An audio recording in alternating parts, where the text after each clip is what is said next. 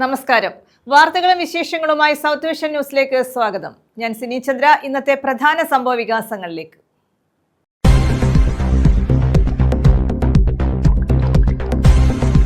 തേവലക്കര സ്കൂളിൽ വൈദ്യുതാഘാതമേറ്റ് മരിച്ച മിഥുന്റെ കുടുംബത്തിന് തുക കൈമാറി. KSTA സംസ്ഥാന കമ്മിറ്റി പ്രഖ്യാപിച്ച തുകയാണ് കൈമാറിയത്. 11 ലക്ഷം രൂപയാണ് കൈമാറിയത്.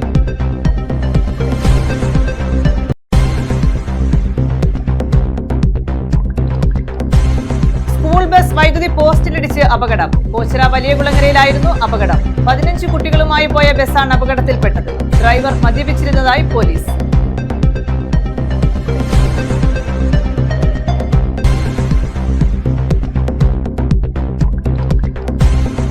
സിവിൽ സർവീസിനെ തകർക്കുന്ന കേന്ദ്ര നയങ്ങൾ തിരുത്തണമെന്ന് ആവശ്യം.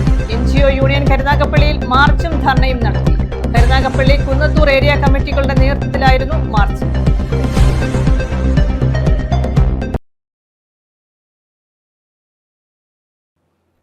വിശദമായ വാർത്തകളിലേക്ക്. തേവലക്കര സ്കൂളിൽ വൈദ്യുതാഘാതമേറ്റ് മരിച്ച മിഥുന്റെ കുടുംബത്തിന് KSTA സംസ്ഥാന കമ്മിറ്റി പ്രഖ്യാപിച്ച പണം കൈമാറി. കൊല്ലം ജില്ലയിലെ അധ്യാപകരിൽ നിന്നും ശേഖരിച്ച 11,10,225 രൂപയാണ് കൈമാറിയത്. പടിഞ്ഞാറേ കല്ലട വിളന്തറയിൽ ഉള്ള മിഥുന്റെ വീട്ടിലെത്തിയാണ് തുക കൈമാറിയത്. ഷോക്കേറ്റ് മരിച്ച തേവലക്കര ബോയ്സ് ഹൈസ്കൂൾ വിദ്യാർത്ഥി മിഥുന്റെ കുടുംബത്തിനായി Kerala state school teachers association സമാഹരിച്ച 11,10,225 രൂപയാണ് കൈമാറിയത്. പടിഞ്ഞാറേക്കല്ലട വലിയപാടത്തുള്ള മിഥുന്റെ വീട്ടിൽ സംഘടിപ്പിച്ച ചടങ്ങിൽ മന്ത്രി KN ബാലഗോപാൽ തുക കൈമാറി. മിഥുന്റെ അച്ഛൻ മനുവും അമ്മ സുജയും ചേർന്ന് തുക ഏറ്റുവാങ്ങി. സ്കൂളുകളിൽ സമഗ്ര സുരക്ഷാ ഓഡിറ്റിന് നടപടിയായെന്നും സുരക്ഷയുടെ കാര്യത്തിൽ കൂടുതൽ ജാഗ്രതയുണ്ടായെന്നും മന്ത്രി പറഞ്ഞു. എല്ലാ സ്കൂളിലും സുരക്ഷാ ഓഡിറ്റ് വേണം. എല്ലാവരും ഇടപെട്ട് പരമാവധി ഇത്തരം പ്രശ്നങ്ങൾ നമുക്ക് എല്ലാ കാര്യവും നമുക്ക് നിയന്ത്രിക്കാൻ പറ്റില്ല. ഇവിടെ പറഞ്ഞതുപോലെ ടൂറ് പോയിട്ട് അപകടം ഉണ്ടായി അങ്ങനെ അല്ലെങ്കിൽ വണ്ടി പോകുമ്പോൾ ഉണ്ടാകുന്ന ആക്സിഡൻ്റ് ഉണ്ടാകും. പരമാവധി അത്തരം കാര്യങ്ങൾ ഒഴിവാക്കാൻ വേണ്ടി ബഹുമാനപ്പെട്ട വിദ്യാഭ്യാസ മന്ത്രി തന്നെ മുൻകൈ എടുത്തുകൊണ്ട് പ്രത്യേകം സംസ്ഥാന അടിസ്ഥാനത്തിൽ ഉദ്യോഗസ്ഥന്മാരുടെ യോഗം ചേർന്നു. വിദ്യാഭ്യാസ വകുപ്പിൻ്റെ DG ഇത് സംബന്ധിച്ച് പ്രത്യേക ഒരു സർക്കുലർ ഇപ്പോൾ ഇറക്കിയിട്ടുണ്ട്. ഞാനും MLA എന്ന നിലയിൽ എൻ്റെ മണ്ഡലത്തിലെ തന്നെ എല്ലാ സ്കൂളുകളിലെയും അധ്യാപകരെയും പ്രധാന അധ്യാപകരെയും PTA ഭാരവാഹികളെല്ലാം വിളിച്ച് കഴിഞ്ഞ ദിവസം യോഗം ചേർന്നിട്ടുണ്ട്. എല്ലാ സ്കൂളിലും ഒരു സുരക്ഷാ ഓഡിറ്റ് പ്രവർത്തനം വേണം. ജില്ലയിൽ അത്തരത്തിലുള്ള പ്രവർത്തനം നടക്കുന്നുണ്ട്. അങ്ങനെ എല്ലാ സ്ഥലത്തും അക്കാര്യം നടക്കുകയാണ്. വിദ്യാഭ്യാസ മന്ത്രിയുടെ പ്രത്യേക ഇടപെടലുമുണ്ടായി. MLA എന്ന നിലയിൽ കൊട്ടാരക്കര നിയോജക മണ്ഡലത്തിലും ജില്ലാതലത്തിലുമെല്ലാം പ്രത്യേക യോഗം വിളിച്ചു ചേർത്ത് സുരക്ഷാ ക്രമീകരണങ്ങൾ വിലയിരുത്തിയതായും മന്ത്രി ചൂണ്ടിക്കാട്ടി. ജില്ലാ panchayat president doctor PK Gopan, മുൻ MP K സോമപ്രസാദ്, KSTA സംസ്ഥാന president D Sudheesh, general secretary TK Shafi, Kollam ജില്ലാ സെക്രട്ടറി B സജീവ് എന്നിവർ പങ്കെടുത്തു. News bureau, Sasthamkotta. NGO union മാർച്ചും ധർണയും നടത്തി. സിവിൽ സർവീസിനെ തകർക്കുന്ന കേന്ദ്ര നയങ്ങൾ തിരുത്തുക തുടങ്ങിയ ആവശ്യങ്ങൾ ഉന്നയിച്ചാണ് കേരള NGO യൂണിയന്റെ നേതൃത്വത്തിൽ കരുനാഗപ്പള്ളിയിൽ മേഖലാ മാർച്ചും ധർണയും നടത്തിയത്. കരുനാഗപ്പള്ളി കുന്നത്തൂർ ഏരിയ കമ്മിറ്റികളുടെ നേതൃത്വത്തിലായിരുന്നു മാർച്ച്.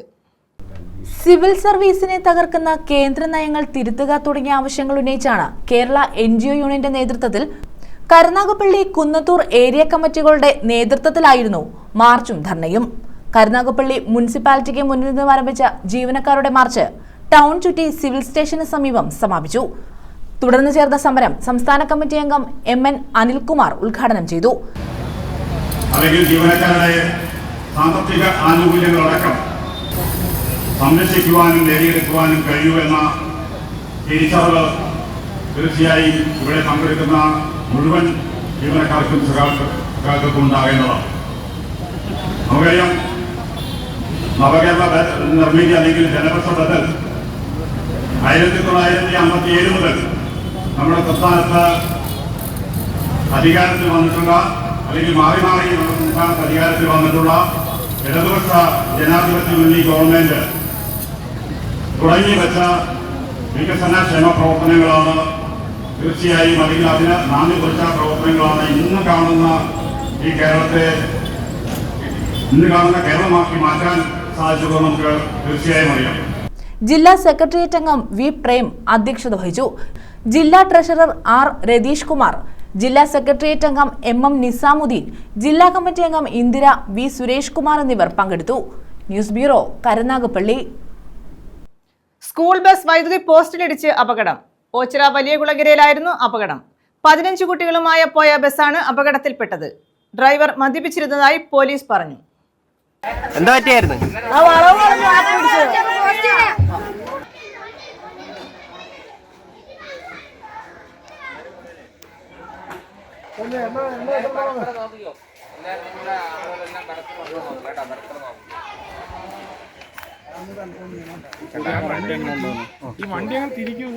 പതിനഞ്ച് വിദ്യാർത്ഥികളുമായി പോയ സ്കൂൾ ബസ്സാണ് അപകടത്തിൽപ്പെട്ടത്. സ്കൂൾ ബസ് പിന്നോട്ടെടുത്തപ്പോൾ വൈദ്യുതി പോസ്റ്റിൽ ഇടിക്കുകയായിരുന്നു.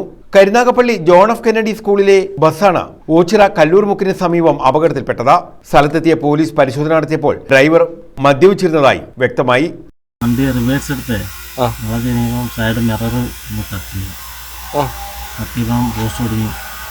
എത്ര കുട്ടികളുണ്ടായിരുന്നു?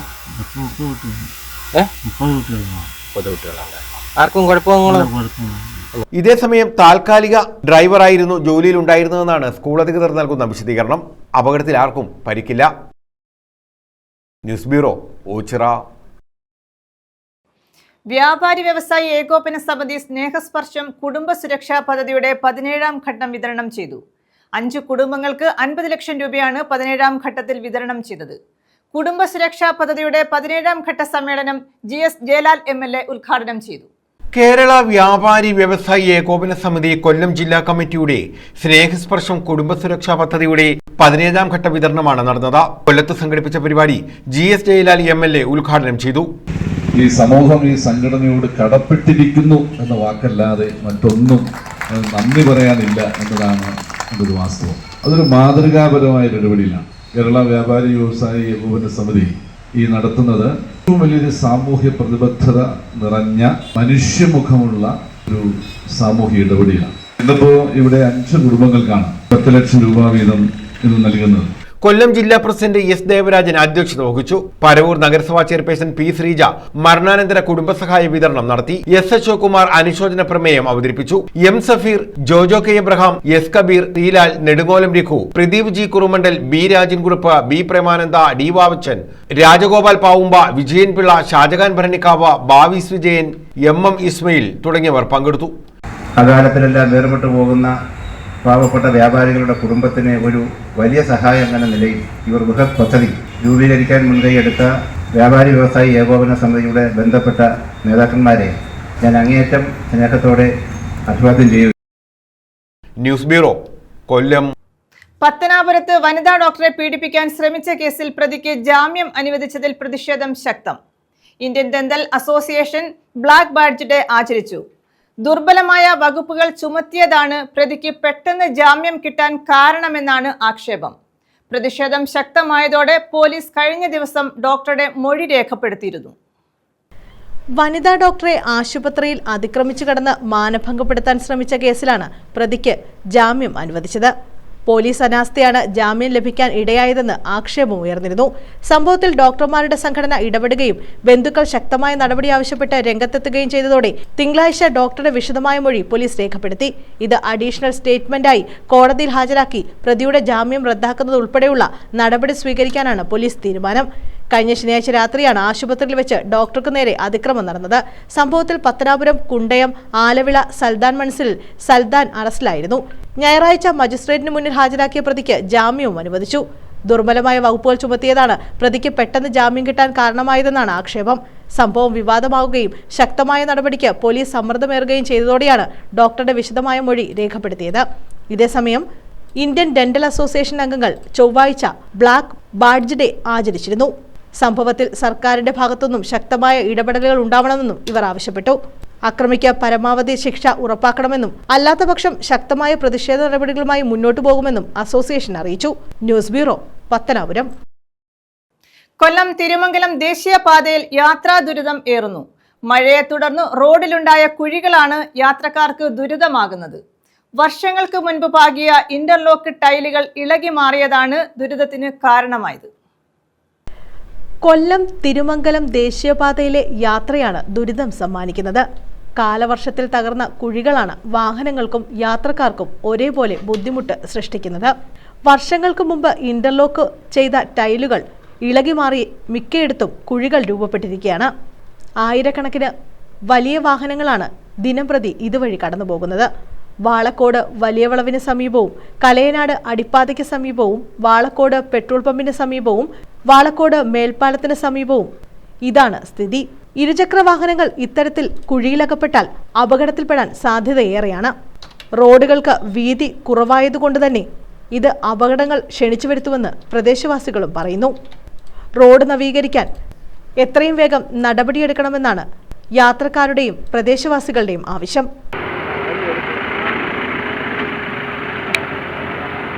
News bureau, Punalur. ശക്തമായ മഴയിൽ വീടിന് മുകളിലേക്ക് കൂറ്റൻ മരം കടപുഴകി വീണു. പിറവന്തൂർ ഗ്രാമപഞ്ചായത്തിലെ പുന്നല മെഴുവേലി കിഴക്കേക്കരയിൽ ലീലയുടെ വീടിന് മുകളിലേക്കാണ് മരം വീണത്. വീട് പൂർണ്ണമായി തകർന്നു. ഒരു മോടെ വീട് മേളിലുണ്ട്.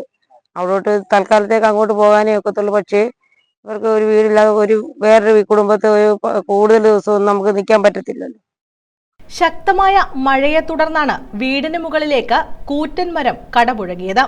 വീടിന് വ്യാപകമായ നാശനഷ്ടവും ഉണ്ടായി. പിറവന്തൂർ ഗ്രാമപഞ്ചായത്തിലെ പുന്നല മെഴുവേലി കിഴക്കേക്കരയിൽ ലീലയുടെ വീടിന് മുകളിലേക്കാണ് മരം വീണത്.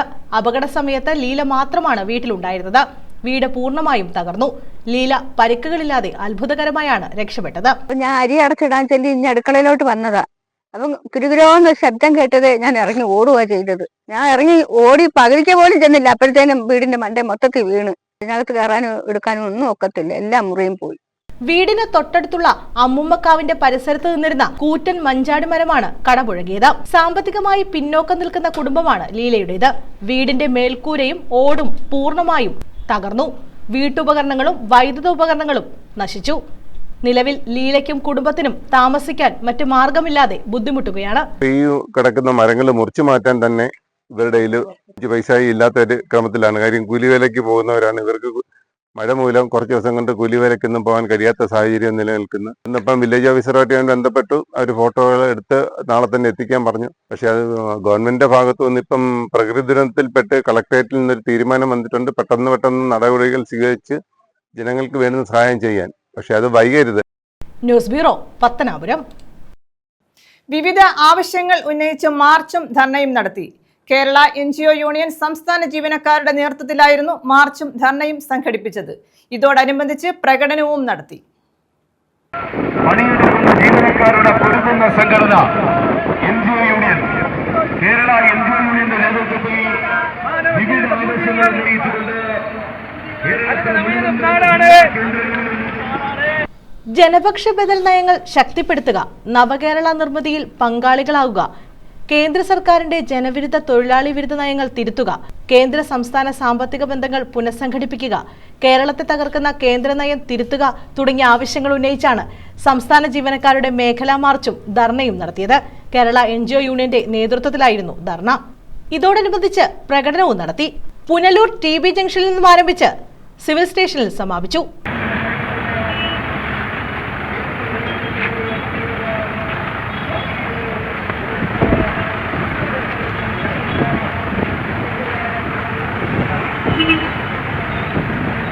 തുടർന്ന് നടന്ന ധർണ NGO യൂണിയൻ സംസ്ഥാന കമ്മിറ്റി അംഗം RL സിന്ധു ഉദ്ഘാടനം ചെയ്തു.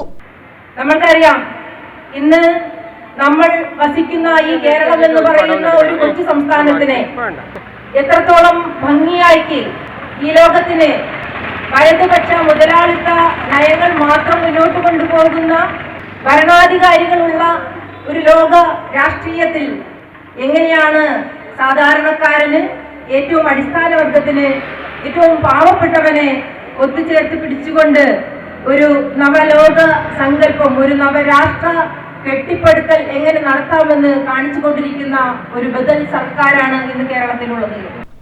News bureau, Punalur. പുനലൂർ നഗരസഭയിൽ ഇലക്ട്രോണിക് മാലിന്യ ശേഖരണത്തിന് തുടക്കമായി.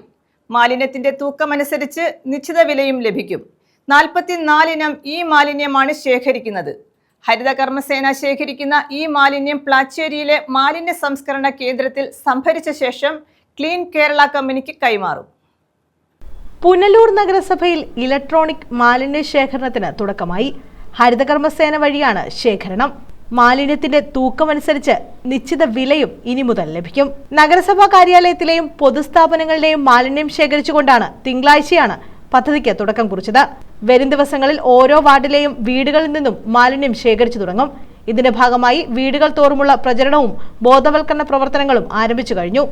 ആപത്കരമല്ലാത്ത ഈ മാലിന്യമാണ് ഹരിതകർമ്മസേന വഴി ശേഖരിക്കുന്നത്. CRT television, refrigerator, grinder, washing machine, ഫാനുകൾ, ലാപ്ടോപ്പ്, കമ്പ്യൂട്ടറും അനുബന്ധ ഉപകരണങ്ങളും തുടങ്ങി 44 ഇനങ്ങളാണ് ശേഖരിക്കുന്നത്. ഇവയ്ക്ക് കിലോഗ്രാം നിരക്കിൽ നൽകാവുന്ന തുകയും നിശ്ചയിച്ചിട്ടുണ്ട്. ഇതേസമയം പിക്ചർ ട്യൂബുകൾ, പൊട്ടിയ പഴയ ടിവികൾ, പൊട്ടിയ ട്യൂബുകൾ തുടങ്ങി ആപത്കരമായവ സ്വീകരിക്കില്ല. ഹരിതകർമ്മസേന ശേഖരിക്കുന്ന ഈ മാലിന്യം പ്ലാച്ചേരിയിലെ മാലിന്യ സംസ്കരണ കേന്ദ്രത്തിൽ സംഭരിച്ച ശേഷം ക്ലീൻ കേരള കമ്പനിക്ക് കൈമാറും. News bureau, Punalur. പ്രധാന വാർത്തകൾ വീണ്ടും.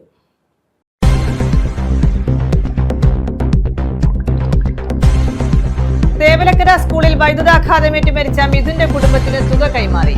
KSTA സംസ്ഥാന കമ്മിറ്റി പ്രഖ്യാപിച്ച തുകയാണ് കൈമാറിയത്. 11 ലക്ഷം രൂപയാണ് കൈമാറിയത്.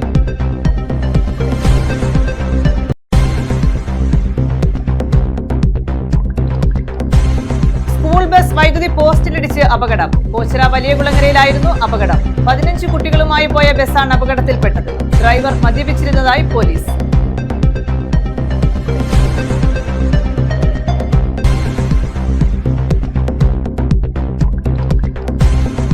സിവിൽ സർവീസിനെ തകർക്കുന്ന കേന്ദ്ര നയങ്ങൾ തിരുത്തണമെന്ന് ആവശ്യം. NGO യൂണിയൻ കരുനാഗപ്പള്ളിയിൽ മാർച്ചും ധർണയും നടത്തി. കരുനാഗപ്പള്ളി, കുന്നത്തൂർ ഏരിയ കമ്മിറ്റികളുടെ നേതൃത്വത്തിലായിരുന്നു മാർച്ച്.